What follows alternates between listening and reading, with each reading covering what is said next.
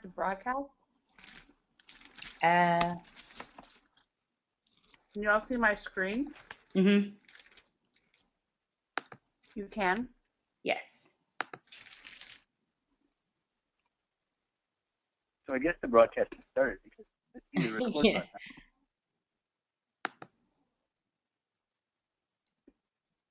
So now we're just chatting with people.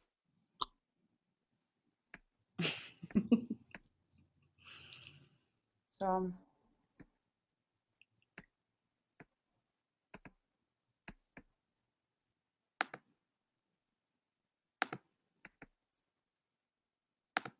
So yeah, I can see. So there's one Yeah, time that you're going to flip to Dan.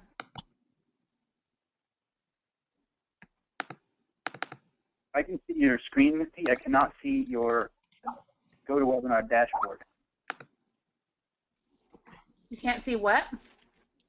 Your GoToWebinar dashboard is not visible on the screen. So when you want to switch, you can click on the dashboard, screen sharing, change presenters, and pick me. Nobody will know that you're doing that. I don't. If I do that, they're going to see my screen.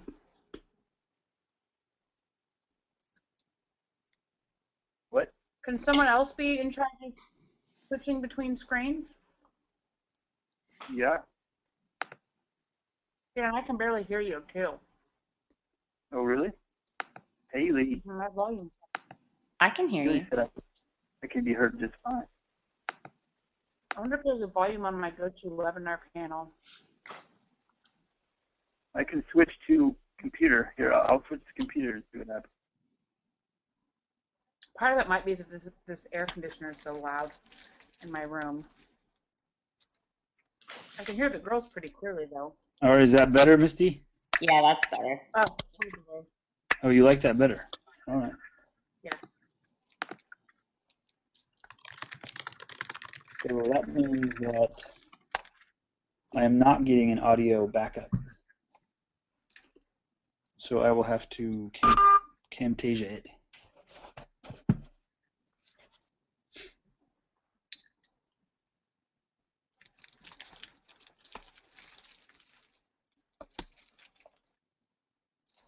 So what I was saying is, I really don't want to be in charge of trying to switch the screen. Because first of all, it's going to have everyone see my crappy screen. Windows open and everything else. But I don't know why Haley couldn't just toggle between us. I can switch it. She can. Just tell me or just say something like, and now Dan, blah, blah, blah, and then I'll switch it to Dan or something like that. Yeah. Dan is going to talk to us about how Google works. Okay. So that's when we'll go to how Google works. And then whenever he's done with that little spiel, you can just switch it back to me. Okay.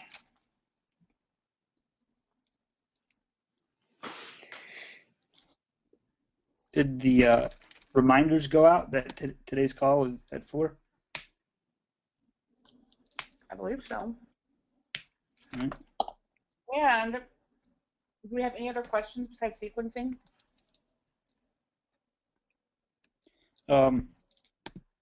What about, we went over that part where I was telling them how to find out where to, where you can see what your niche is talking about. Some people ask me, once you figure that out, what do you do with that information?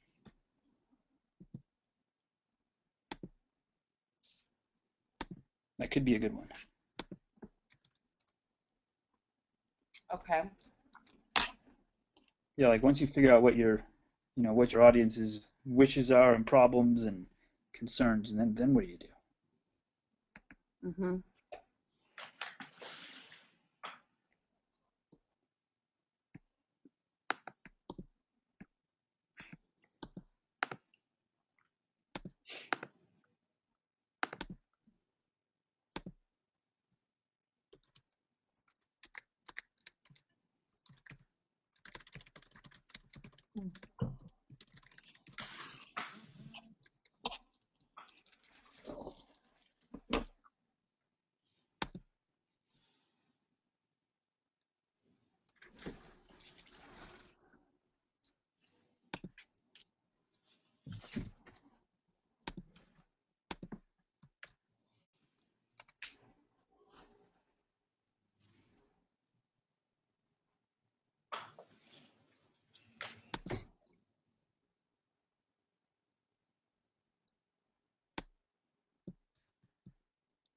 Everybody okay out there? Yep. Yes. All right. I just wasn't hearing a lot of frivolity going on. I feel like you should be playing your Frivolity. song, the river song that you just love. Be careful what you wish for. Oh, I'm prepared.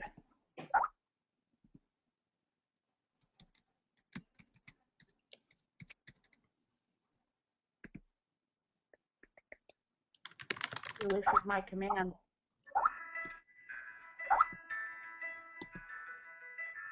Oh, you got it. It's your song. Except it's starting the wrong song on the CD.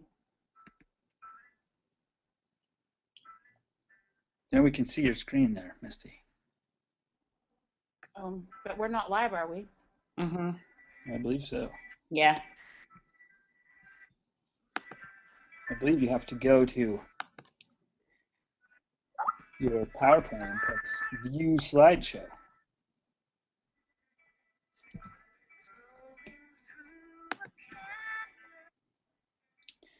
So for all that are out there, this time we have switched to GoToWebinar from, we were using Instant Teleseminar last time. And we're finding that this particular application has more functionality than Instant Teleseminar. Specifically, Instant Teleseminar is kind of like an all-in-one package where you actually load up your presentation and then it kind of plays the presentation within its shell. And GoToWebinar, it's more of a screen sharing technology. So should you desire to go to Google and search for something while you're on the call, you can do that. You can switch to videos. You can go off your slides. You can go answer questions live on the internet somehow. So it's a different technology. Is it about the same price, guys? GoToWebinar and then Instant Teleseminar? I forget. Yeah, they're pretty comparable. So if you're looking for a webinar solution, I recommend GoToWebinar. It's got built-in recording. We always do a backup recording. But otherwise, it's definitely a I can't think of the word, like all-in-one, all done solution. When people register, they automatically get updates, even reminders. So we're going to go with that this time, and probably for future calls. I just thought I'd tell you that's why we changed.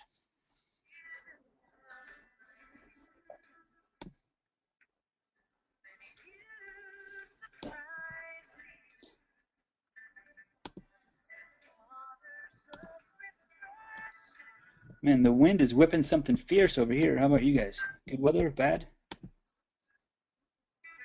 All I can hear is the air conditioner in this hotel room.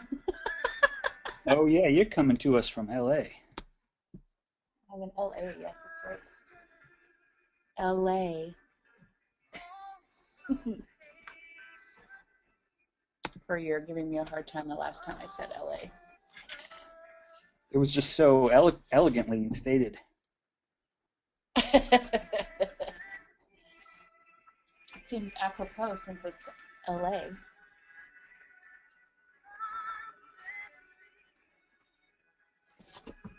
All right, I think it's 4. I think the top of the hour has come, and it's time for us to get on the road. We are in week 2. You ready to go, Misty? I am ready. Haley? Yep, I'm ready. Excellent. With the delay, that's fantastic. Sorry, I was muted. Oh, you muted yourself, but you have such a good voice. All right, Misty. What should we recap last week? Go start with some questions. Yeah, let's recap last week. If you guys have questions from doing the exercise from step 1 or 2 of the Marketect process, I invite you to go ahead and submit those questions, and someone smarter than I can tell you how to do it. But definitely let us know if there's an area that you felt a little stuck, or if you started unpacking some things and felt like it might be helpful to do some strategic processing. We'd love to spend a little bit of time this at the top of the call here taking your questions and helping you to really apply the things that we're teaching you in the MarketectU Mastermind course. So yeah, last week we went through the first couple steps of the process. Step 1 is know what you offer, and step 2 is know your customer.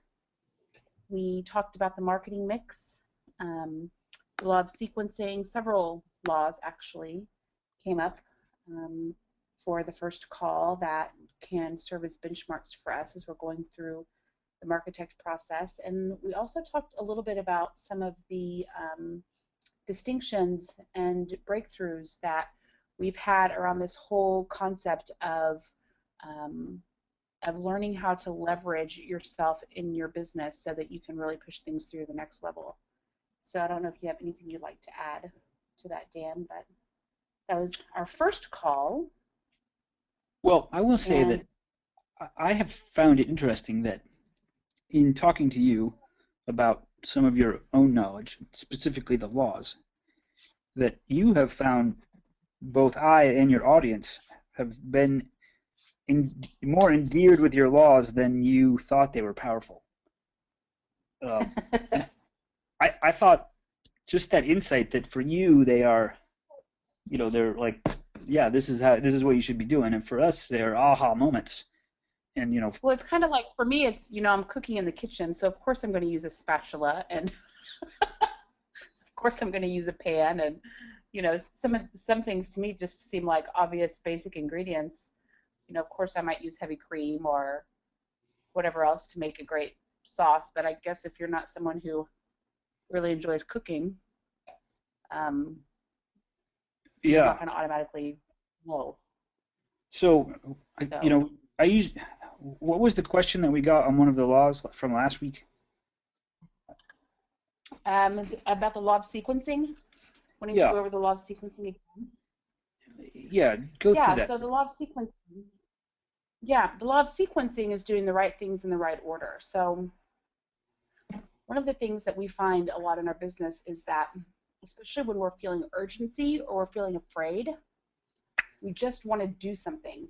And the something that we want to do in the moment is the something that you perceive to be the last step before you actually get your outcome. So if your outcome is to actually book someone into a program, you just want to do the step right before that in this moment so that you book someone into your program.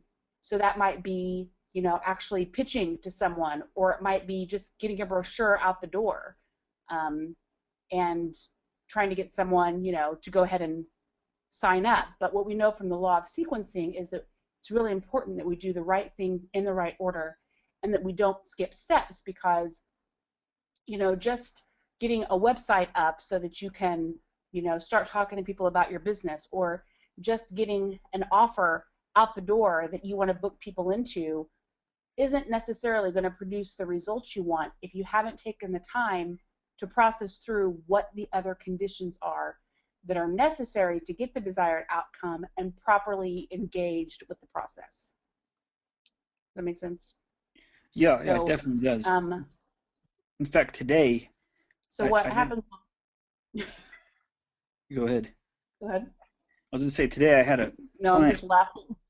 I had a client call me, and she's got 3 websites, and she wanted me to do the website review for her, but I can't do it till next week. So she said, well, can I go ahead and combine 2 of my websites together today? It's kind of like one of those things that's nagging at her, and she just wants to do it. And her inclination is, let me just do it. But, in reality, it would make much more sense if we did the review first, figured out where the income came from, and then strategically decided which one should go where, so that we don't accidentally, ruin an income source that's currently working. Exactly. So for her, and a lot of times, for her, the law of sequencing just isn't on her mind. It's more like, I just got to get this done. I mean, if I get this done, it'll get off my list. And a lot of times what's driving that urgency to get it done is an underlying fear. And Fear puts us in a space where we feel uncomfortable and uncertain, and we want to create certainty, and certainty is created by just taking action and doing something, you know. Yeah. So there's nothing wrong with feeling fear, and there's nothing wrong with just taking action and doing something sometimes if inertia is just really bogging you down, you know. But as we're endeavoring to be more intentional and strategic about how we run our businesses, it's really important that we learn to honor the law of sequencing, because there is a process that oftentimes we can engage with that will give us the exact result that we want and kind of hedge our bets a little bit and guarantee our results versus, you know, being impatient and just throwing spaghetti against the wall to see what will stick, and finding that a month or 2 months or 3 months or 4 months go by and we've gotten mediocre results or no results, and we're really no further along. And by this time, you know, if we thought we were short on cash before, we're really short on cash. Or if we thought we were running out of time before, we're really out of time because we've let even more time and money go to execute something in a way that's really inadequate to get us the results that we want. You know, in like we started out last week, everything works in harmony. The leveraging, the team. I mean, even this concept of the law of sequencing, where if you're not thinking like the CEO and the manager and you're just reacting and making decisions, then you're definitely not making the best decisions. And sometimes I think what stumps people is they just don't know which one they should do first or what's more important. You know, I don't know if I think I showed you that recently, was Rank a List. It's this website where you just put your to-do list in it, or any list, any you know, list of things, and you can have your mastermind group, your coworkers, your website visitors, your customers. You can have them rank, you know, the value of importance. And just from a law of sequencing standpoint, if you have a mastermind group and trying to figure out, you know, what should I do next in my business, that's an easy way for your people that you trust and their decisions to help you figure out what is the most important thing I should be thinking about next. You know, it's called Rank a List. It's a, you know, it's an easy, quick site, but might be a nice utility for you. And I think there's a lot of lessons in the law of sequencing that, you know, we'll find seep into the other laws as well. And, you know, a big lesson I think the law of sequencing teaches us is that process is important, and, you know, making decisions based on the right reasons is a really crucial part to achieving success with whatever we're endeavoring to create, you know, versus, you know, letting fear or uncertainty drive us, or letting a need to be reactive, or, you know, a reaction that makes us reactive to be the impetus that is causing us to take action or prioritize things on our to-do list, you know. Another thing that I have found that relates back to the law of sequencing is, as a business owner, it's really important for me to earn the respect of my peers in my space. You know, other people who are influencers who maybe share my market, or have the power to open doors for me. It's important that I win their respect. And I have found that I'm a lot more likely to get the respect of my peers if I'm being reasonable and realistic and intentional and deliberate about how I take on a new challenge, or how I endeavor to manifest something new, or, you know, lead a new initiative, or create something. You know, others who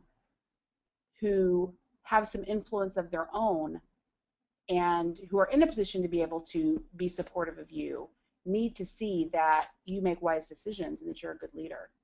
And you're going to model for them, you know, how good of a leader you are and how successful you can, or how you can create success by, you know, how you manifest your projects or initiatives, or, you know, put something new out into the marketplace. So, you know, the law of sequencing is not only important to helping us get the results that we're after, but it's also important to helping us be more influential in our space.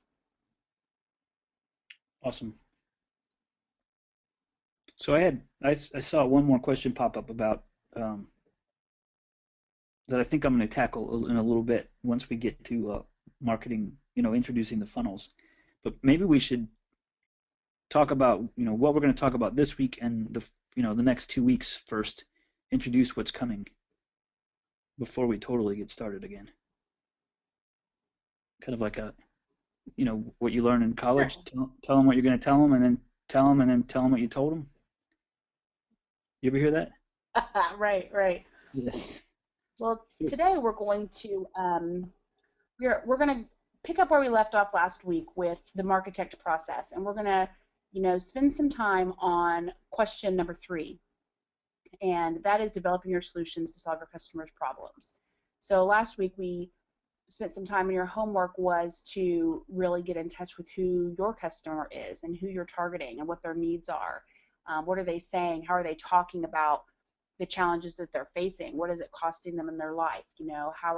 How is spinning their wheels keeping them from getting what they really want? What do they believe about their situation? So as we begin to unpack all of those different things, we start to get some distinctions on who it is we really want to serve, and what's meaningful to them and what matters to them. And on the other side of that, we want to take a look at what we're developing, the solutions that we're providing, and really evaluate each of these solutions. Are they giving the customer what they want? Is the way that we're presenting or offering this going to fully solve their problems, or do we need to maybe develop our idea, flesh it out a little bit more, maybe find some strategic alliances to bring alongside what we're doing so that we can deliver on our promise? Is there a way that they're struggling around our specific area of expertise or the solutions that we're providing that we don't even deal with?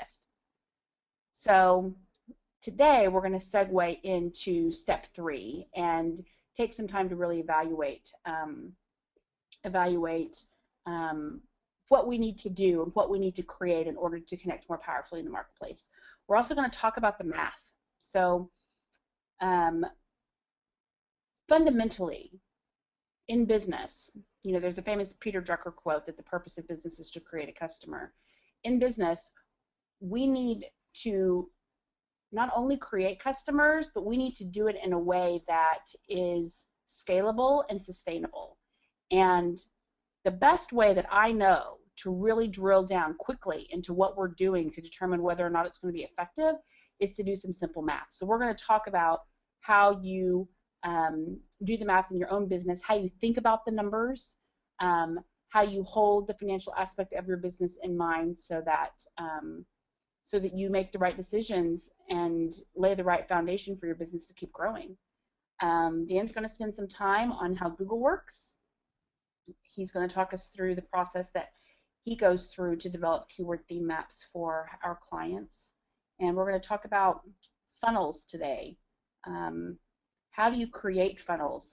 Online funnels, offline funnels, what goes into that? I've actually been getting some great new distinctions on this, and Dan is obviously really masterful at supporting our clients and putting their funnels together. So we're going to get into funnels and the Marketect triad, which is the 3 fundamental areas of marketing that you need to develop in your business to really start getting traction for your efforts. And we'll close things out by talking a little bit more about blogging and social media. I have people ask me all the time if they should be doing social media, or if they should have a blog, or if they should do more with their blog, or they might even apologize to me because they have a blog but they haven't been blogging. So what role should blogging play in our business, and what role should social media play, and how do we fully capitalize on these channels? We'll start diving into that a little bit today as well. Sounds fun to me. And then we'll talk a little bit at the end about what's coming in 3. Yeah. So let's talk about how you get paid and the math, doing the math in our business. I've actually been doing the math with Dan a lot lately, so this is a topic that we've been wrestling with, and doing the math can be energizing and exciting and fun, and it can be demoralizing too. Yeah. I remember the first time that I did the math in my own business. Actually, this was before I had my business. I was a freelancer, so to speak. I was doing artist management, managing a Christian artist here in Nashville. And the primary way that he generated revenue was speaking in churches. So one day I sat down and said, okay, if he's speaking every Sunday for 2 church services and every Wednesday for the fee that he charges, and I had an algorithm for product sales as well. If he sold, a solid number of products to the audience, what will I make over the course of a month? What would I make over the course of a year? When I started doing the math, I realized that I had to find another way to do business because I was really busting my ass, frankly, and working around the clock to take care of this client and to grow his business, and the numbers just weren't there for me. There have been many times that I've sat down with clients who have started out pricing themselves too low, and we've looked at a scenario of if over the course of a week you're spending half of your week delivering, which is for most people about what you're going to realistically expect to deliver. So 20 hours a week of delivery would be your max capacity. If you're delivering at 20 hours a week, per the rate that you charge, and you take that number and divide it in half, because half of that money is going to stay in your business, is the number that you're left with enough for you? And that can be really eye-opening for people. Doing the math can also involve, putting in a buffer of time. So you have a sales goal of X, and you want to sell this much money in product over the course of a month. What's it going to take to ramp into that, and how many units do you have to sell? And if you need to sell 100 units, how many people actually need to be in the audience for you to sell 100 units? And what's it going to take for you to get in front of that many people? So there's a whole lot of ways we can slice and dice the idea of doing the math, but it's crucial, because without a solid understanding of your numbers and clarity on exactly what your business has the potential to produce, you could spend weeks, months, or years making all the wrong decisions about how you spend your time and spend your resources, and end up with little to nothing to show for it, or end up completely burning out. No, let me add to that so that the people on the call who are just website owners who don't actually sell, make sure that you realize that this is still talking to you, because you do create an income. And maybe it's not sales, but it is a certain amount of hours each week, and you make a certain amount of money each week. And it fluctuates, but it averages. And the question is, are you spending your time on the right activities? I mean, have you actually figured out what it is that makes you money? And is your time going to those things? And then are you able to scale and leverage those things so that you can create new sources of income? So, when we're necessarily talking about, going out and doing speeches, for example, and selling books in the back of the room, it's really no different. The question is, for that person, are they going to the right conventions? Is that the audience where they sell books? Is that the best use of time for their math? The same thing for you. Are you, spending hours and hours on hours on Facebook, getting traffic, but realizing that, the traffic that's really making you money comes from 2 keywords, and they just happen to be buying 2 things that's providing your income. So the math is a combination of knowing, what's working, and like Misty said, is it paying the bills when you cut it in half? Mm-hmm. And it doesn't matter to me, how you're generating revenue in your business. If you have a website and the only revenue that you're generating is off of AdSense, you still have to do the math. Okay, how many visitors do I need to get, and what are the keywords that I'm using, and what is the potential number of visitors, and how is that converting? I mean, there's still an algorithm in your business that dictates how much money ends up at your bottom line. And then it's important to take whatever that number is that's going to end up at your bottom line and compare it to the time and effort involved in creating that number. Maybe you see a path to, creating $10,000 a month revenue in your business. So 5,000 is going to stay in your business, most likely towards expenses. 5,000 goes back into your pocket, and over the course of 6 months or longer, you see that in order to hit that $10,000 a month mark, the time and energy that you're putting into it is not sustainable for you. Maybe you're seeing that when you start doing the math that you're not able to scale it past $100,000 a month, and perhaps a goal of yours might be to get it to 250,000 or get it to $1 million. When your business starts getting bigger and you start having team members that are helping you to execute, is your business scalable in that scenario?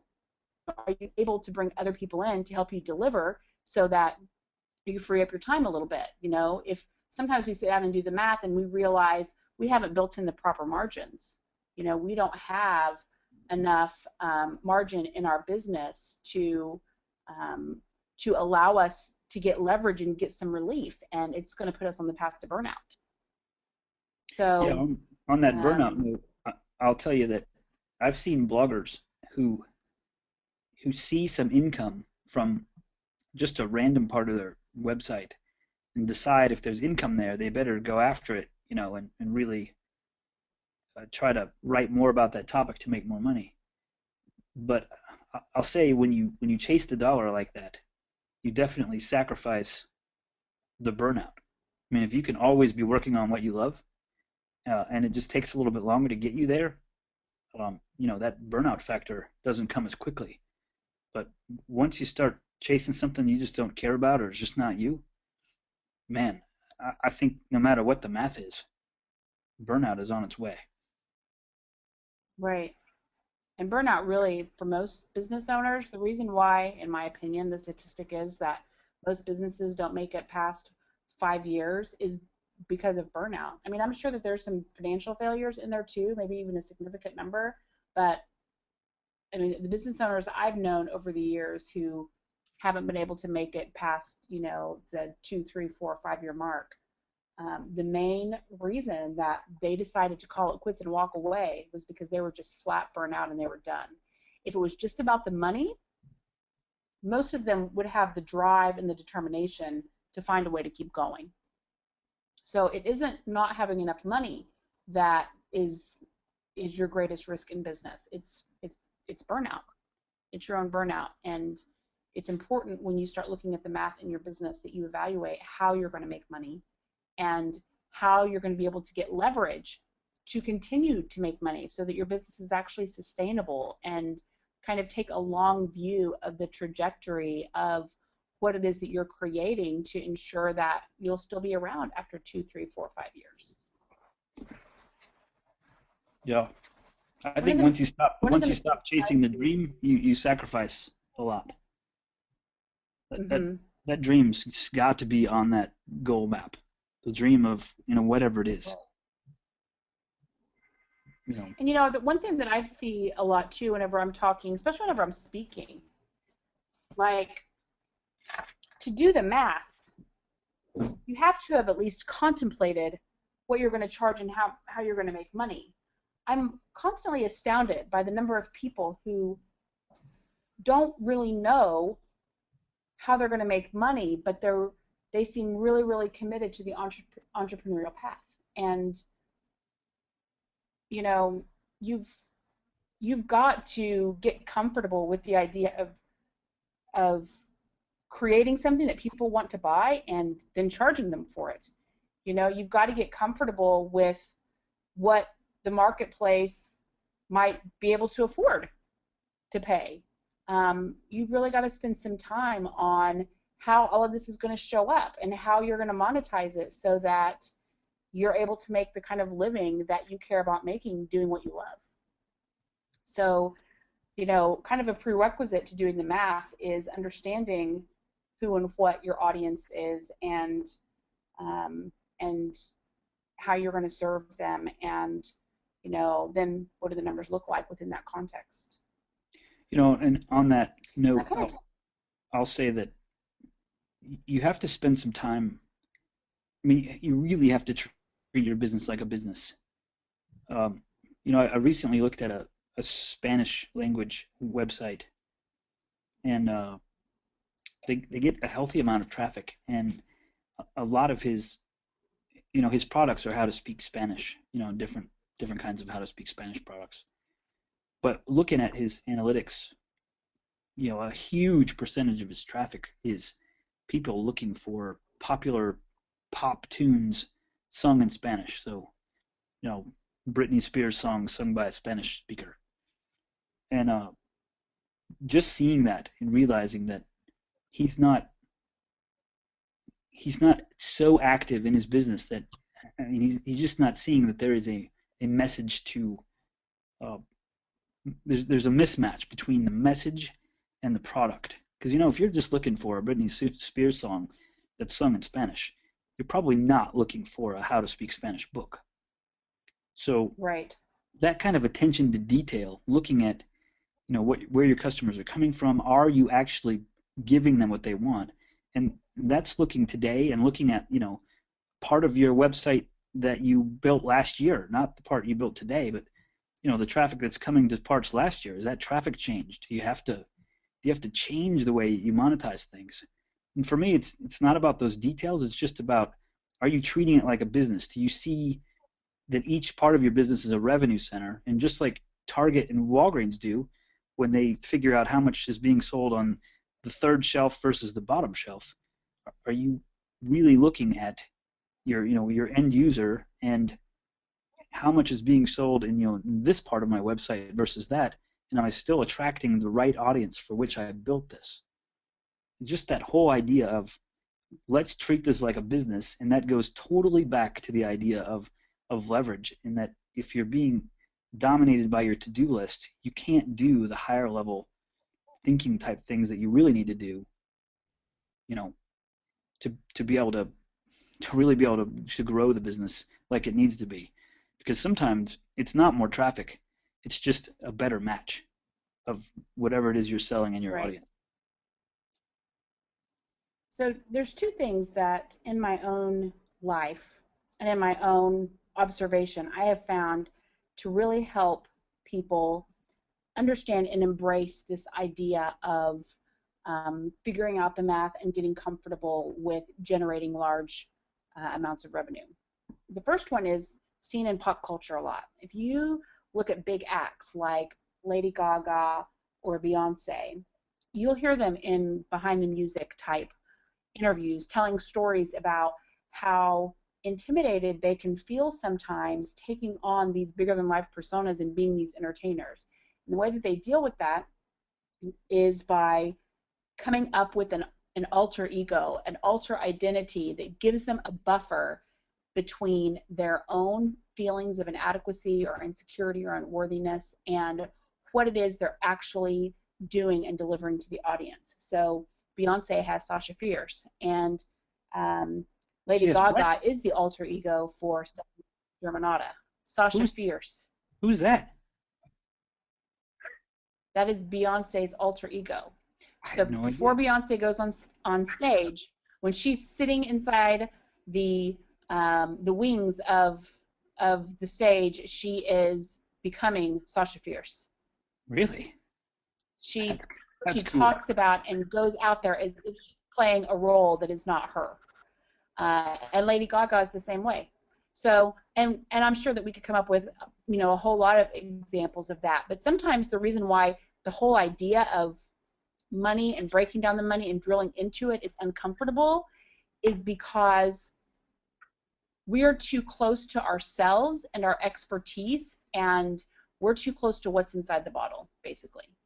So it can be helpful to think of your business in terms not of you, but what if you were hiring people to provide this service or to take this action or to manage this content on a website or to build these relationships? What would you have to pay someone else?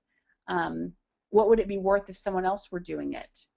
You know, what would your team need to look like? And how much revenue would you have to generate in order to pay those people? And then how much would you want left going toward your bottom line? Sometimes just getting outside of your own paradigm a little bit and looking at your business differently can really help you find breakthroughs in your math. I'm telling The you, other that's, thing that's that why has the laws are been, say that's why your laws are good. They give you a good filter to Yeah. look at your own business. yeah, that's right. The other thing that has been really helpful in struggling with the math, wrestling with the math, is finding a big enough why.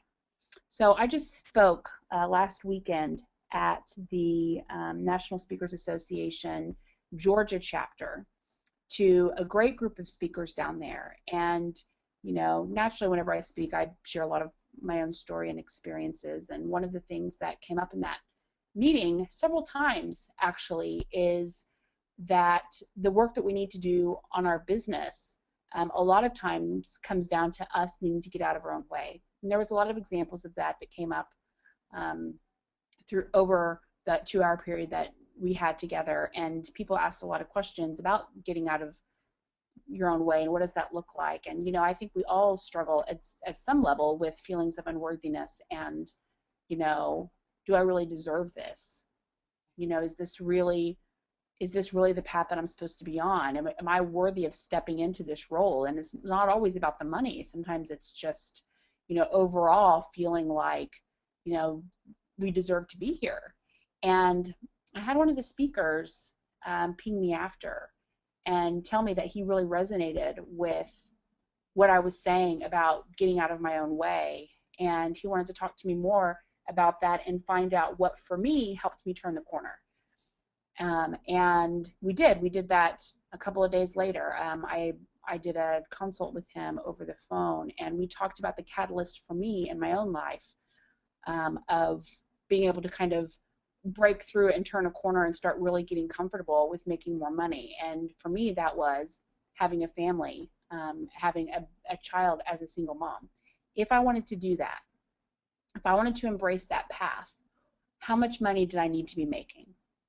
You know, how much would I need to put aside for all these insurances and retirement funds that I don't really care about as a single person? How much would I need to have to pay for support? How much would I need for a college fund? How much would I need to budget for education? You know, all these things came into play, and when I started seeing how much revenue I would need to create, like overnight my entire business changed. I quit doing the same things that I've been doing up to that point because I knew the revenue potential wasn't there. And the revenue potential needed to be there because I was going to be responsible to someone else.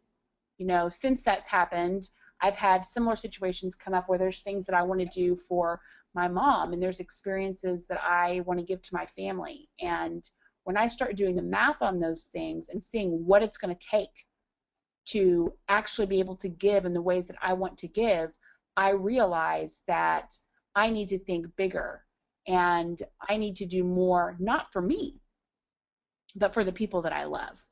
So there's, you know, all sorts of angles that you can take on crunching the numbers in your own business, but sometimes it can be helpful to get out of your own skin a little bit. You know, look at what you're doing as if you're taking on an alter ego, as if you're creating something for someone else and it's not even for you.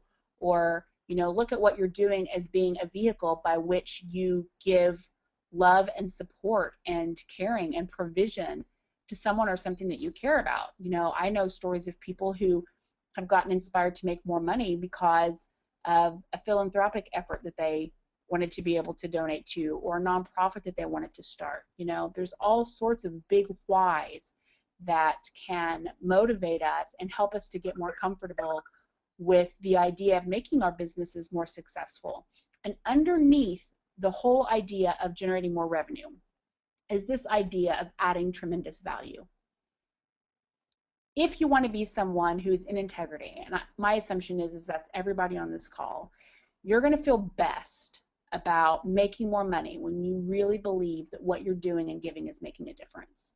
And, you know, getting creative and thinking about what you can do or give and how you can serve, and endeavoring to create the absolute best product or service or offer or system or website or community that you can. You know, really being committed to putting in the time in the areas that are important, so that what you offer adds tremendous value, can definitely make you feel a lot more comfortable with making a larger amount of money. So they go hand in hand. More money and more contribution are really kissing cousins. It doesn't have to be one or the other.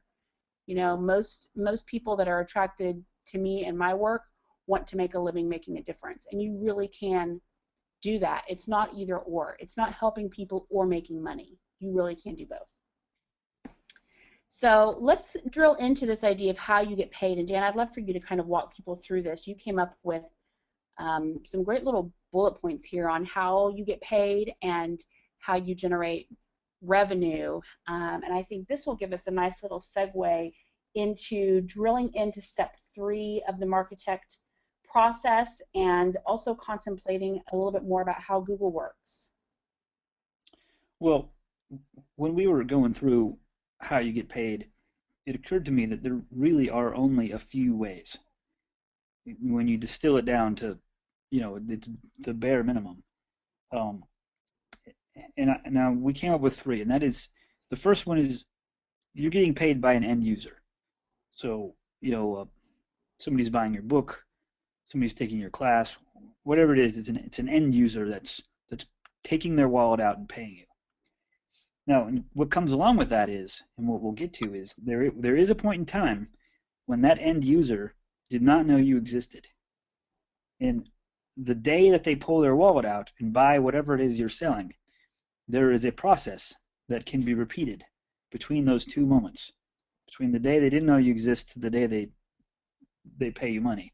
And we'll talk more about that as a funnel here in a moment. The other one is, the other way you get paid is if someone is paying you to provide a service. For instance, like speaking. Somebody's promoting you to their audience. And they're not necessarily the end user because you're not serving them, but they're paying for your time to do something. And then the last is advertiser. And an advertiser is really paying you for your past work. So if you've created an audience, or you've created, you know, a reason for eyeballs to be on your website, you know, an advertiser is paying you for what you did and hoping that what you did continues on.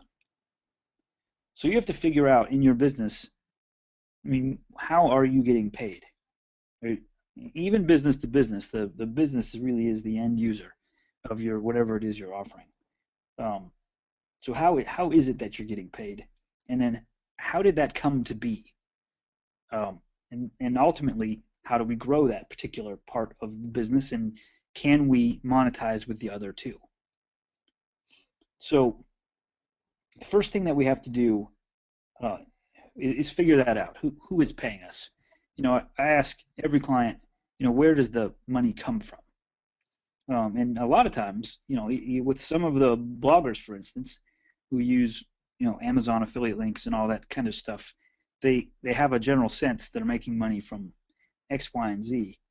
But even in the end, they don't know exactly where the money is coming from. We gotta pull it all down and, you know, look at each piece and categorize it and figure it out. This is where the money is coming from. Do you want to talk about promoting it all in certain terms of, you know, getting speaking gigs, that kind of thing, Misty? How does that work in terms of, because like advertising, somebody hiring you to speak is basically hiring you on what you have spent your time creating. So like you were saying a moment ago. Yeah, and I think that, go ahead. Yeah, we'll get into this a little bit more with the marketing triad, which will be a little later in the call. But, you know, booking you as an expert, I mean, there's a lot of ways that shows up. Sometimes you can get booked as an expert you know, for legal reasons, you know, as an expert witness. Sometimes you're booked as an expert to inform or offer a certain perspective to a think tank, you know. So there's probably a couple of different ways that you could be booked just off of your expertise. I mean, the obvious one is speaking, you know, a promoter booking you because you have expertise and they have an audience, you know, and they want you to come and speak to that audience. So we'll get into that a little bit more as we go on. You know, some people actually use the getting booked as an expert to get in front of people to sell their book, which then gives them fodder to get more speaking engagements, to sell their book, which really just sells speaking engagements. So in the end, you have to figure out what it is. I mean, of that, what it is that you're actually doing, and is it working? Because I mean, if you're working 120 hours, we'll get into that with funnels. All right. Should we move on to the funnels, or should we? Yeah, let's go to the revenue generation. So, trying to think of how to. So for every, you know, for your business, you have to figure out if your business has been going on for more than a day, you know, you have some history. You really have to figure out where did the money come from. Because the first thing that we want to do is we want to find your audience. And for me, the best audience to go after, the very best, is the one that is actually searching for the thing that you sell. So, you know, if you're selling the Dummy's Guide to Gardening, then you really want to stand in front of, or you want to find the people who are looking to buy the book, The Dummy's Guide to Gardening. That is the very best way to sell something. If somebody wants it, you should just give it to them. Very similar to the idea that at the carnival, there is the hot dog stand. I mean, they're there because there are people who want to eat, and that is a good place to be. The hot dog stand could very easily be in my backyard right now, but the crowd is not there. The crowd is at the carnival. So you can sell your hot dogs all day long. You offer some really great. What's that? I was just gonna say you offered some great tips. I thought at the end of the last webinar on ways that people can really drill in to find out where their audience is congregating in the marketplace, and we'll actually get into that a little bit more as time goes on. Yeah, because Google's not the only place, but it's definitely something that should be investigated, is making sure that, you know, people use search engines all the time, and the search engine is really just a path from a customer to a solution. So if you decide not to do something like search engine optimization, then you're basically saying, I do not want to stand in front of the people who are searching for what I offer, which is that simple. And if you actually help someone, if you provide something that makes their lives better, if you choose not to use search engine optimization, you're actually saying to everyone that I do not want to help the people who are actually looking for what I offer. So in my world, finding the people who want what you have is the very first thing. And then the second group of people is the people who want your solution. They just don't exactly know that you do what they need, or you offer the solution to what their problem is. So finding the people that have that particular problem. For instance, parents whose children have dyslexia have a certain set of needs in order to serve their children. And one of those needs is understanding what they have. Because if you didn't grow up with brothers and sisters who have dyslexia, or your parents didn't, you just didn't grow up with that subset of information. So more than anything, they just need affirmation and knowledge of what it is that they have and how to deal with it. So, figuring that out is part of the process that we talked about at the end of the call last week, in that, looking around the net for the people who want what you have and finding out what questions they're asking. And then the next thing is, in order to generate revenue, is to sell something to them. Now, if you're selling something now, you can kind of do that in reverse. Just figure out who's buying it and go after that particular crowd, more strategically than you are now, and maybe even starting to explore new crowds who could use your solution. But if you're on the opposite side of the fence, where you have a crowd, or you're about to create one, is figuring out what it is that they need that they're willing to pay money for. Now, for me, sometimes it might not be. I was going to say, sometimes it might not be that what you're selling to them is something that you've created yourself.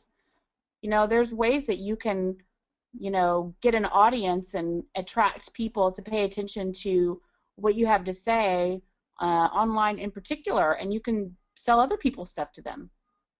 You can allow other people to, or ads and stuff to do selling to the audience. So don't think of that in too literal of a sense, that sell something to them means that I have to create something that I myself have put blood, sweat, and tears into in order to make a sale. There's a whole lot of ways that you can sell something to them.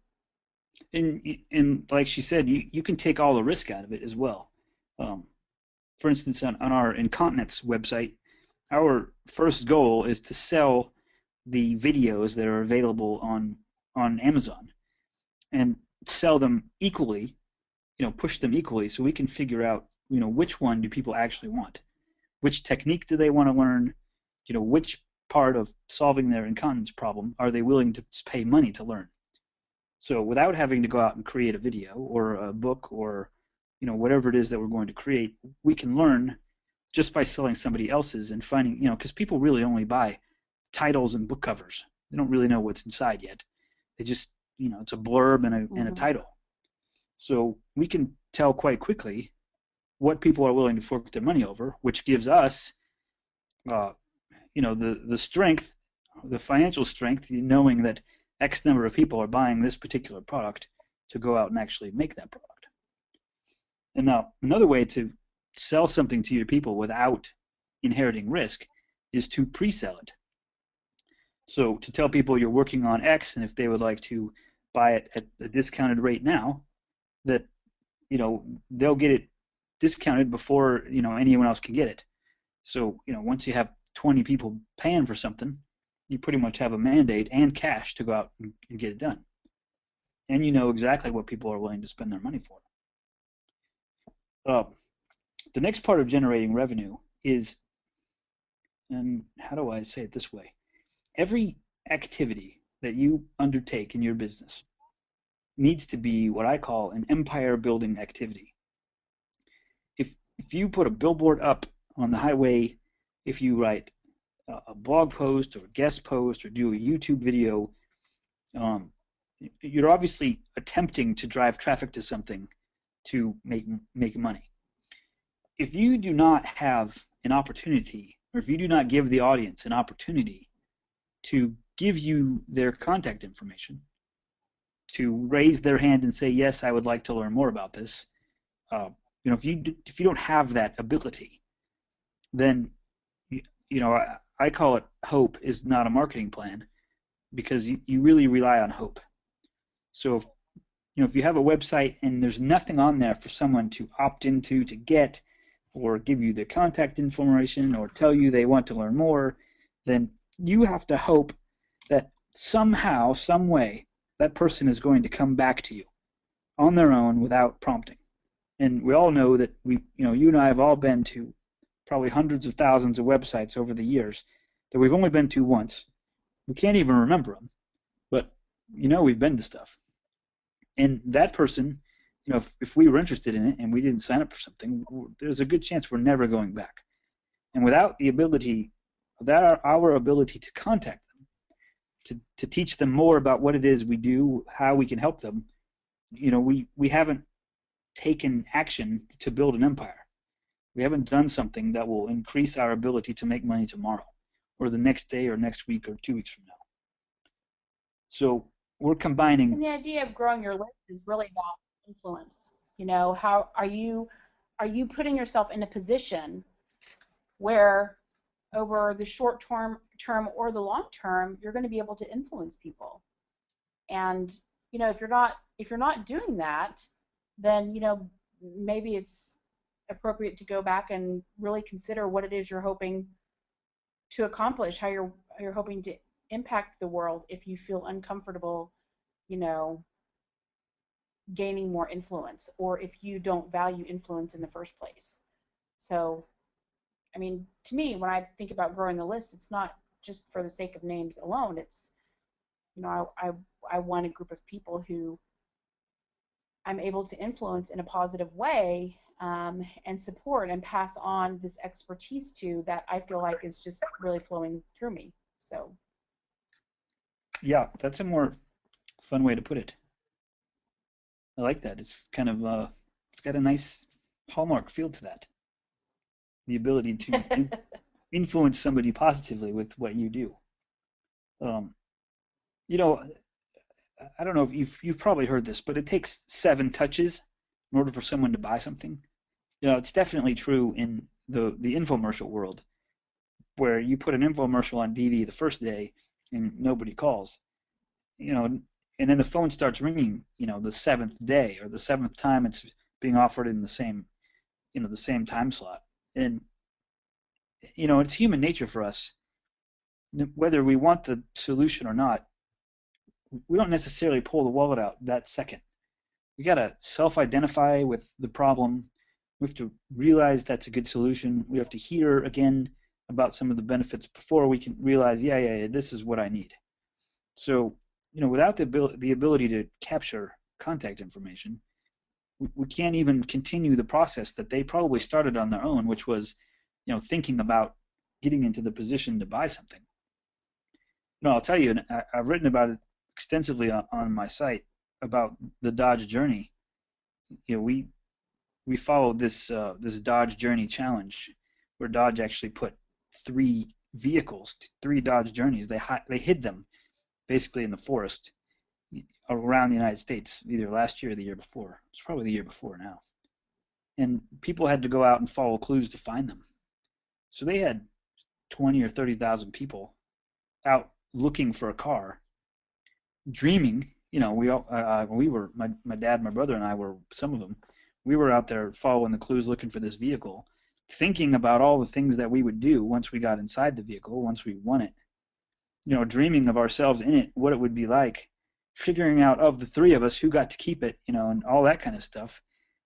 Like a marketer's dream. I mean, can you imagine if 20,000 people were dreaming about what it would be like to have your product? So 3 weekends go by, and Dodge does not undertake any list building. There's no way to register. There's no way for them to collect your information. They just do nothing.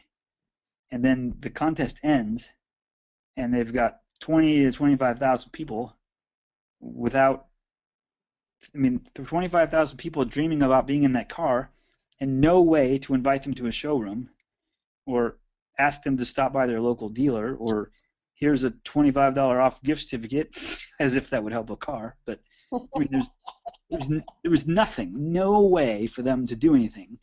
So that ended up being a marketing stunt and not an empire building situation. How good would it be to have 25,000 people dreaming of being in your car, at least on a list that you could hand your local dealers, to contact, to invite to come in, see the vehicle you didn't find. It was a huge funnel to nothing, a huge wasted opportunity. So, when we talk about funnels and an audience and selling what you want and capturing the list, there's inherent value in having an affinity group on a list, people who all like the same thing. That's what drives social media. That's what drives fan pages. That's what drives comments. For Nissan, the fact when they have a comment on their Facebook page that's anti-Nissan, the Nissan social media guy says that is the best thing he's ever had. If it's on Facebook, he sends a note on Twitter that he has, Nissan bashers on Facebook, and his audience comes out in droves, ready to defend him to the hilt. He's built this, a juggernaut of of people. And for them, it's an empire building situation. They didn't waste their time. They collected information. They have the ability to contact them. So without that, every single day, without a list, without a growing list, every day you're starting from scratch. How do I get people interested in this? But if you have the ability to create the empire, then every day somebody has heard from you 7 times. Somebody has had a chance to get to know you enough times to make a decision, yay or nay. Otherwise, you're always just sort of, spitting into the wind, hoping that today is the day 6,000 people just happen to like your product. So that's the beginning of our revenue generation cycle. And then from there, it can get as complicated as it needs to get. But that's definitely the basis of that.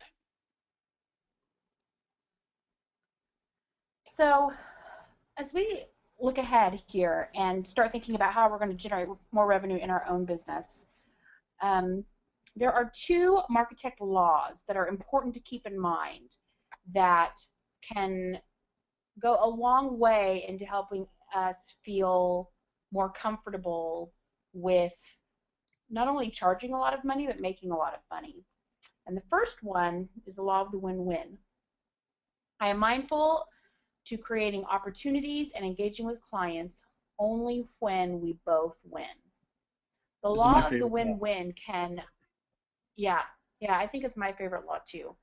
The law of the win-win can really free you up, because when you're engaged in adding a tremendous amount of value and you know that the person who has come into agreement with you is also getting everything that they want, you can let your guard down and really enjoy the relationship and really enjoy the contribution without any guilt whatsoever. So law of the win-win is the first Marketech law today.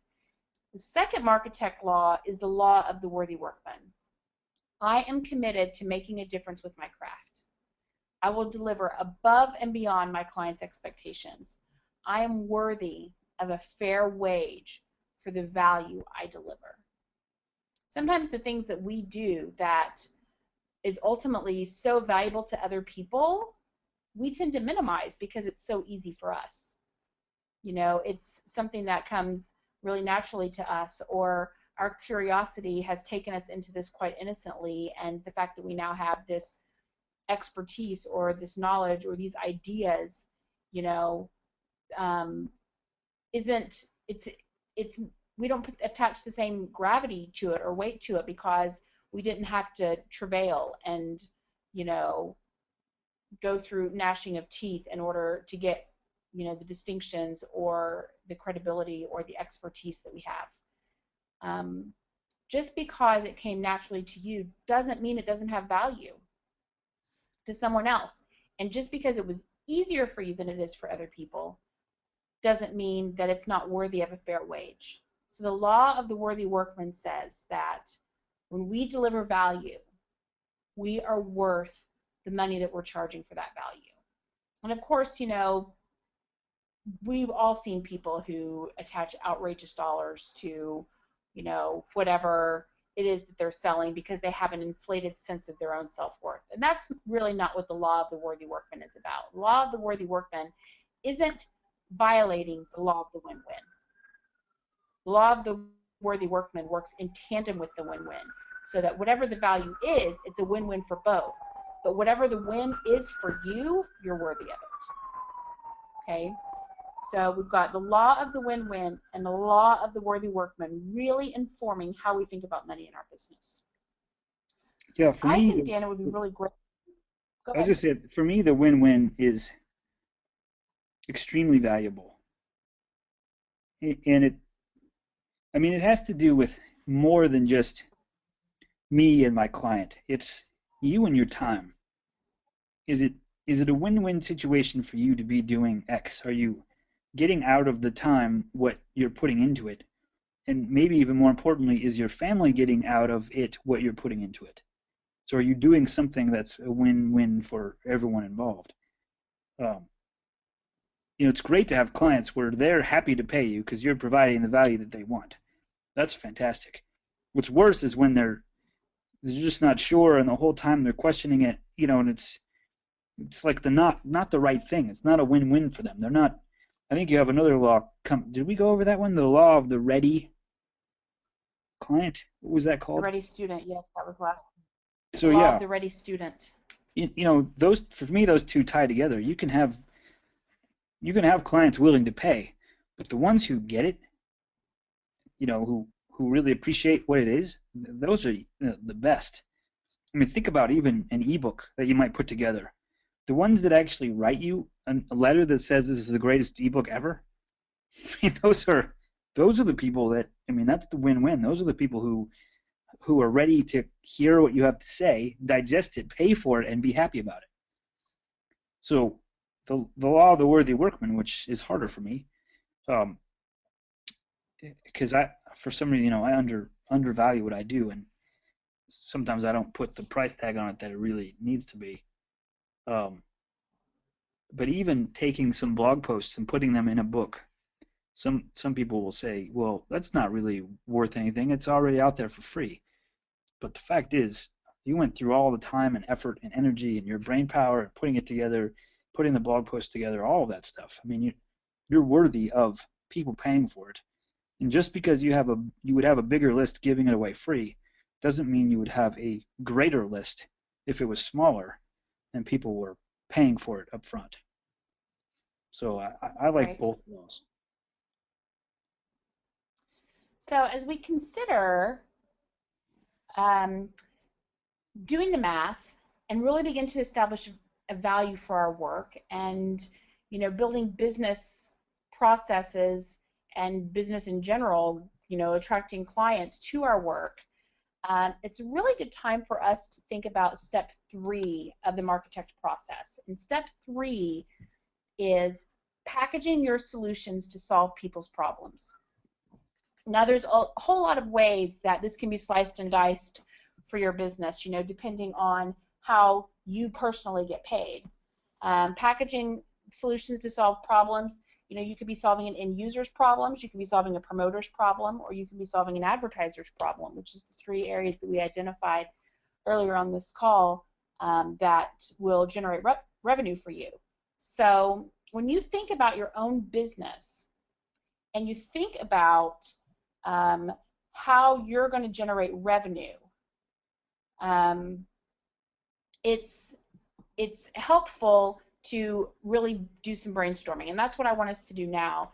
And I believe on the worksheets that we sent out to you today, you should see some questions there that we'll get to in just a second to guide you through the next part of the Marketect process. One of the things that I've been really astounded by is Dan's ability to do some keyword research and really hone in on what people are looking for and how they want to buy, or what solution that they want to solve, and extrapolate that and turn it into strategic perspective on exactly how you should build out your platform. So before we get into this step of the Marketect process, Dan, I would love for you to walk us through how Google works and how you conduct some of the keyword research and use that information to inform the product development process. Okay, that'd be cool. Maybe I should share my screen. Maybe that would be easier. Although it's not going to be nearly as pretty as your slides. But if somebody could make that happen, that would be great. So using GoToWebinar, by the way, for those of you who like to do webinars, you can pass the screen from one person to the next, which is also a nice little feature. This is not a plug, it's not an affiliate link. I'm just telling you as we go along some of the things that we like and don't like about our stuff. So, that stuff's always helpful. So, can you see my screen? Can you, Misty? Were we successful? I don't know. I think we probably need Haley or Tessa to chime in and let us know I think we were successful. I can see it. Green bean casserole. Is that right? Okay. Excellent. Wait, what was that? Somebody had their mic on.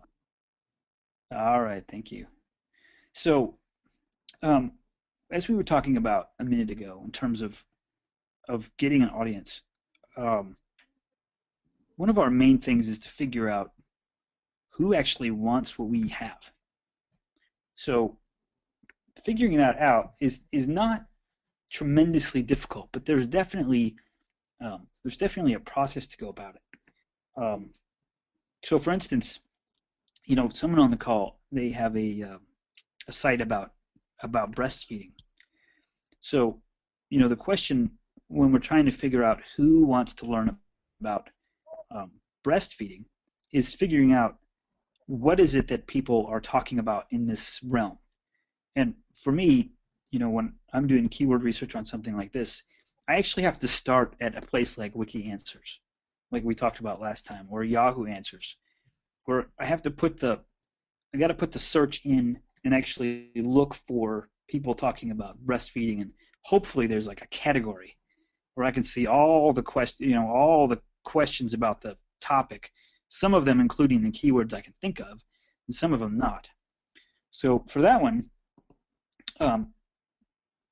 I thought it was interesting that there was so much to talk about there, that it was really a big topic, and so we kind of have to narrow down what is it that people are talking about exactly, and how do we categorize that. So in working with, and I'm going to use this as an example, thrift stores. In trying to figure out how we're going to reach our audience, we also have to think about, it's not enough to just talk about the answers or the solutions. It's not enough to just say exactly what your audience needs to hear in a blog post or in a podcast or a video or mailing. That's not important. I mean, it is important, but it's not enough. It doesn't really get us where we're going. That is because if we're using Google or the search engines to reach our audience, we have to be a little bit more strategic about it. So we create what I call keyword theme maps. And that is the only thing Google and Yahoo and Bing care about, the only thing, there's only one, is they care about relevance. They only want the most relevant result for somebody's search. So even if we know all the things that people are talking about in a niche or in a problem or in your business, if we know what they're talking about, it doesn't matter until Google or the search engines think that we're relevant for that solution. We have to prove to them that we're being the answer that people need to see.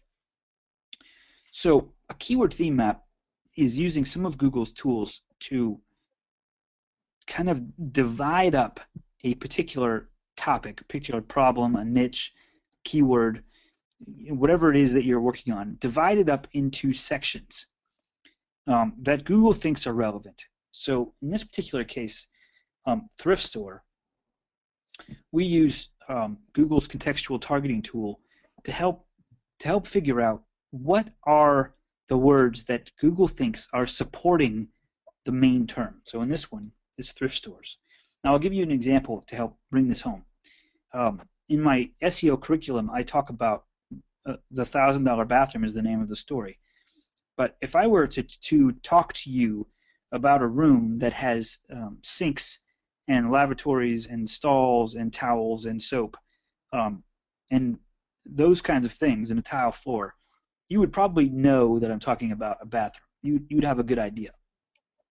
Well, those terms, sink and towel and soap and shampoo and tile and stall and toilet paper, all those are like supporting keywords for bathroom. They help us understand what the bathroom is that we're talking about it. So you can use Google's tools to figure out what do they think are all the supporting terms for your main concept. And from those terms, we're going to figure out what it is that people are searching for in that realm. So for the word thrift stores, for some reason, thrift store locations, unique thrift store shopping, online thrift stores, and thrifty living are all words, are the supporting terms for the word thrift stores. Just as easily as if I had heard the word bathroom here, I might have sinks, toilets, soap, bath towels, tile, floor. I might have all those here because you would know if I had all these supporting terms below thrift stores, you would know pretty much what I was talking about. Or if I had those terms below bathroom, you would know I'm talking about bathroom. So we have to kind of play a game with Google. We have to prove that we're relevant. We can't just answer questions. We have to use some tools. We have to use what keywords people are searching for and put them together in a fashion that the search engines will see and recognize as being relevant for the topic. So over here, and I'm going to disprove a couple theories real quick. Over here, if you search for green bean casserole, which I'm sure gets searched thousands of times a day, these sites come up 1, 2, 3, 4, 5, 6 all the time. No matter when you search, they're coming up 1, 2, 3, 4, 5, 6. So if you want to compete for this particular term, you're going to have to do a lot of stuff. So thinking through a solution, if green bean casserole recipe is the solution to a problem, and it is the solution to someone's problem, how do I make green bean casserole? Or they have their iPad on the counter and they're about to make it and they just want the recipe. So it is a solution. This particular site, Campbell's Kitchen, happens to be the most relevant site on the internet for green bean casserole. And we prove that because it's number 1. So Google thinks it's relevant, and so they return this particular result. Now, your job is, as we said, is to figure out what the problems are that your audience faces. Now, is this a problem, green bean casserole? No, there's no problem associated with it, but this is the solution to a query. I need the classic green bean casserole recipe right now because I'm going to make the casserole. If that's what your audience wants, then this is the solution you provide. Now, there are ways to monetize that, which we talk about, but in this particular case, this is the problem. We're not always looking for, how to avoid death or, how to avoid sickness or, we're not looking for every kind of problem. We're looking for how do we solve this one, which is I want to make green bean casserole. So Campbell's Kitchen has become number 1 because they create what I call a cocoon of relevancy. If we go back to the theme map, you'll see that in thrift store locations, or maybe unique thrift stores, you'll see that all of the keywords, that all of the blog posts I would write that I would link to unique thrift stores are all different kinds of thrift stores. Open, resale, nonprofit, formal, costume. I mean, they're all different kinds of thrift stores. So in online thrift stores, all of the articles in this particular silo, what I would call it, are all online. So if all of these were linked together, I would have what I call a cocoon of relevancy. I would have a bunch of stuff that's all related together that proves that my page is relevant. So if you go over here to green bean casserole, you can see that they have a title. Now you can see up here in the address, they don't have green bean casserole up here. So they have overcome the page title URL thing. But they have a title, they have the ingredients using micro format, they have green bean casserole here, they have cream of mushroom soup, which is just like the word toilet for bathroom. It's a supporting keyword. They have it again here, cream of mushroom soup. But they also have this cocoon of relevancy. See these other related ones that are linked together? Just like on our keyword theme map, all of these pages separately have links back to this one. So together, these 5 make this page really relevant for green bean casserole because everywhere you look, it screams green bean casserole. I mean, even the comments will be green beans is here, green bean casserole is here. I mean, the people use your major supporting keywords when they talk about it. So the whole page, everything about it, even the bottom, recently reviewed recipes, everything here says, I am solving the problem of I need the green bean casserole recipe now. So when you're figured out what your audience wants, you can't just write one thing about it.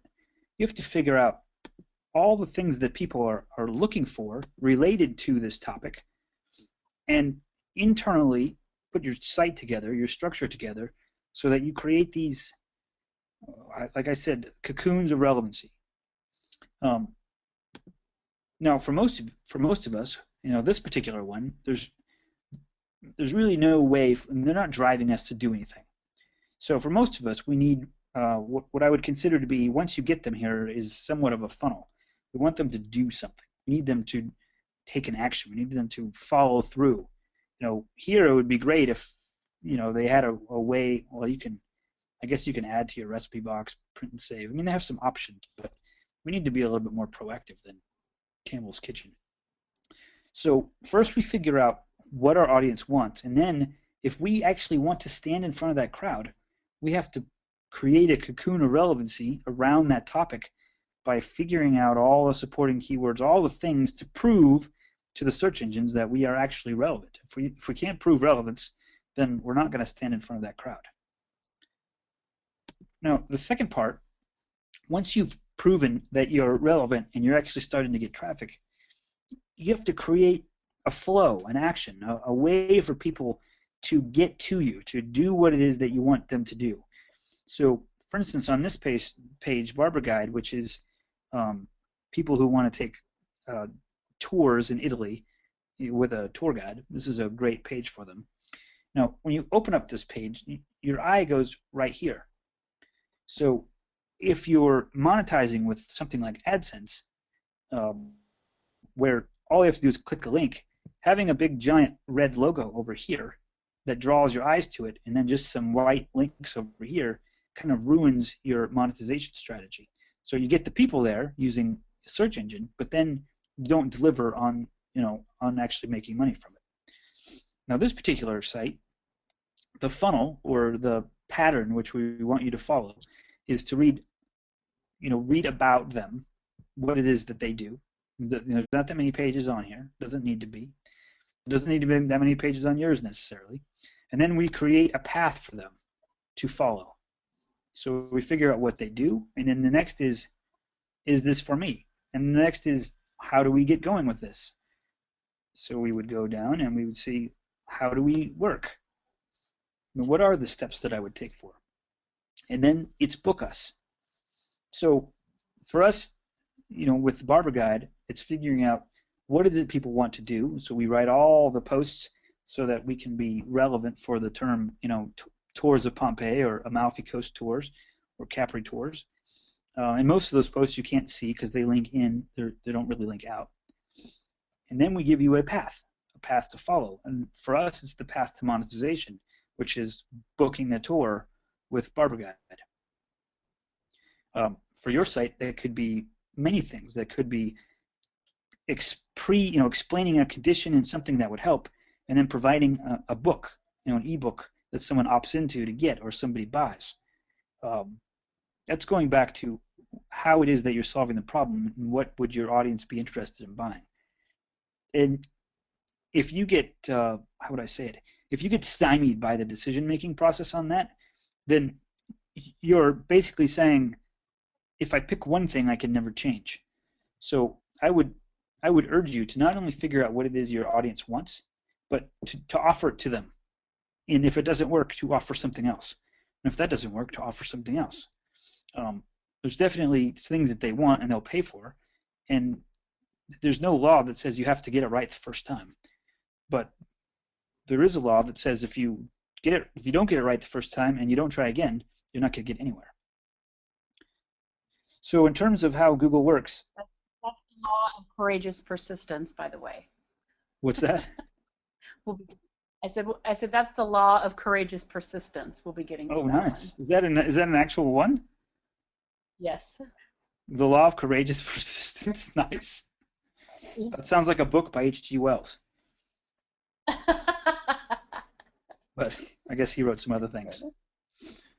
So, that process is not difficult to follow, and some of you are doing it quite well. But but it is, I mean, it is a process, figuring out who wants what you have, and then finding out where they are and how to get in front of them, and then taking them by the hand to the thing that is the sale, or making it easy for them to, click an ad, which is your monetization, or making it easy for them to find a sponsor, because your sponsor needs, they need traffic too. Otherwise, they'll continue, they won't continue advertising with you. So, I mean, it's not a very difficult process. Go ahead. So the whole idea of, keyword research, what I think is so great about it is when you're in step 3 of the process and you're really trying to determine the best ways to develop your solutions to solve people's problems, it can be really helpful to kind of start the creative unpacking with some good keyword research, because there's so many distinctions we can get about what people are looking for, and how they're searching, and kind of as Dan pointed out, the complementary ways in which people search for things that might be outside of what you're perceiving to be your target keyword, for example, or your target idea or concept, can be really helpful from a strategic perspective. It's so important that you consider the buying process of your customer, and what is important to them as they go about figuring out strategically how to solve whatever their problems and challenges are. If you refer back to the handout that we sent out last week, there were 2 questions on that handout that I'd like for you to revisit as your homework for today. And that was questions 6 and 7. Hopefully you've already taken some time to do question number 6, but if you haven't, it says your customer is looking for specific solutions, and do you offer what they're looking for? Identify the solutions you provide. It's amazing to me how sometimes people don't even fully appreciate or jot down things that they do or ways that they serve or add value. I mean, I'm as guilty of this as anyone. So it could be really helpful to you to go back to other customers to see what was valuable to them, or to talk to colleagues and find out from your colleagues that have worked with you in the past what's really special about your work. And to open your mind, use the law of beginner's mind to see your work with different eyes so that you hone in on the things that make your work really special. And question number 7 is, how can you create synergy between the solutions they think they need and the solutions you offer? What can you change, amend, or upgrade? What can you study? How can you grow? How can you more effectively solve the key frustrations of your customers? What can you offer that resonates with them at a very deep level? What would they be willing to pay you to figure out? So question 6 and question 7 are a really important part of the sequencing of the entire MarketectU process, because from here we are going to go into step 4 of the process, which is to determine your marketing strategies.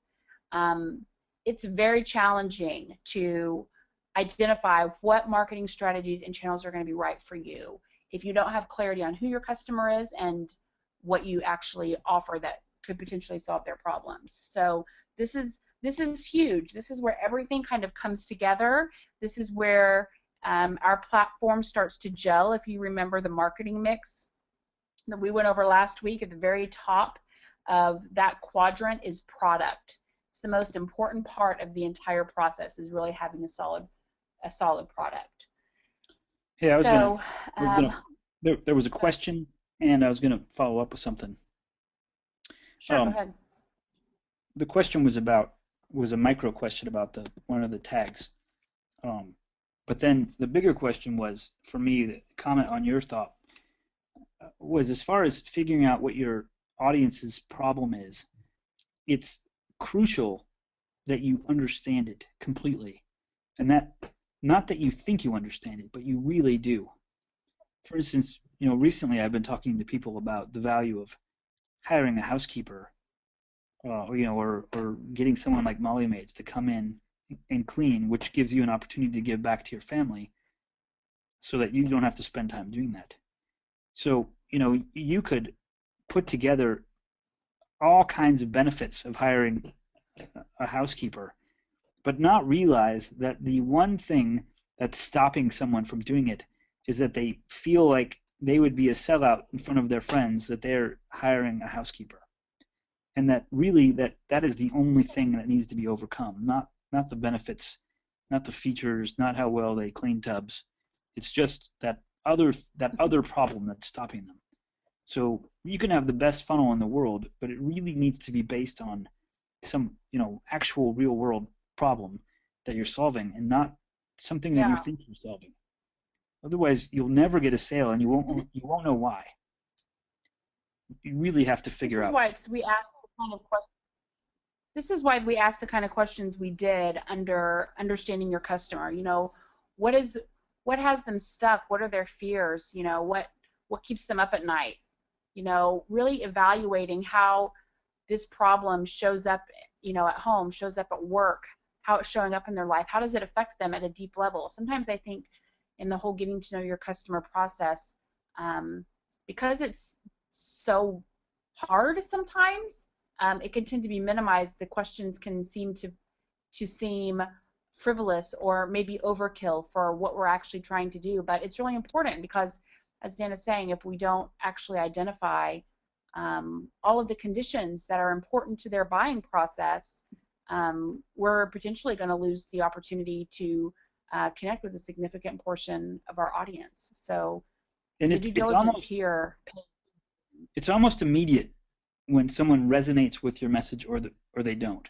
They either know that you're talking about their thing or they realize that you're not talking about their thing. So that particular part of it is very important. And then to the question on the tags, this is a quick micro answer, but these tags, these supporting keywords are definitely, you don't get to decide them. There are a lot of people who never ever look at something like the Google's contextual keyword tool and do a really, really good job because they just innately understand their topic and it matches what Google thinks. But you can use something like the contextual targeting tool, and it takes 15 or 20 searches within a topic to make sure you understand the real supporting keywords. But you don't really get to make them up. You know, on a bathroom, it might be simple. It might be tile, toilets, shampoo, stalls, sinks, but you want to do your research there. Right. So Can I give this where I feel like everything starts. Yeah, I think they've already punted to me. So where I think that it really starts getting fun, I guess I do think the whole process is fun, but where it really starts coming to life, we'll say that, is when we start thinking about putting together our funnels. And we're getting to the end of our time here today, so we're going to save some of this for our call next week, but I'd like to do a really quick introduction to funnels so that you can start wrapping your mind around it. And we'll go into this a little bit more during our next call too. So I have a funnel up on your screen that you'll see that shows what a kind of standard generic selling process looks like. Something is out in the marketplace that is attractive to the market. It compels them to come in, do some additional exploration, get educated, get some experience. There's a whole lot of ways that we can facilitate the education and experience part of the sales process. The next thing is going to decision, then agreement, and delivery. So what we want to do when we're thinking about developing our own funnels is we want to consider what does the marketplace need to make them curious about what it is that we offer. What can we give them? What kind of experience can we offer? How can we build some rapport? How can we help them to appreciate our expertise a little bit more? What can we do just to connect? And there's a whole plethora of strategies that we can implement to facilitate this. And I'm going to volley some of this to Dan because I think this is where he really shines. But the first thing is attraction. We've got to attract them. Wait, time out. Hey, Time out, on the Misty. others, Haley, can you make sure Misty's screen is showing? I sent it to her. I can't. She has to accept it, I think. Let me try it again. Oh, I thought it.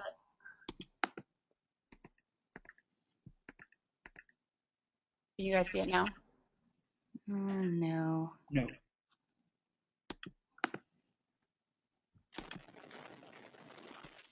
Stand by for technical Woo! difficulties. There it is. You see it? It's all messy now. Okay. All right. It's good.